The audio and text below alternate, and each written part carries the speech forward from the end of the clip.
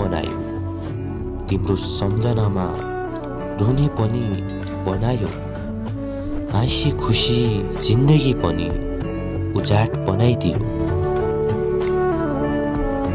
एकजना चिन्ता अनि वास्ता गर्ने मान्छे कयौं चाहने मान्छेहरूभन्दा ज्यादा बेहतर भन्दा पनि बेहतर हुन्छन्। पदाभङ्ग जिन्दगी, छरपष्ट सपना, टुटेको मन अनि बेरोजगारी जिन्दगीले साह्रै दुःख दिँदो रहेछ।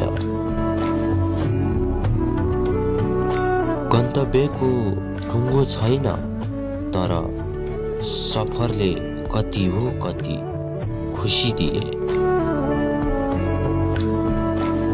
कसैलाई आदत लाग्नमा समय लाग्दैन, तर कसैको आदत छुट्याउनमा पुरा जिन्दगी पनि कमी पर्ने गर्छ।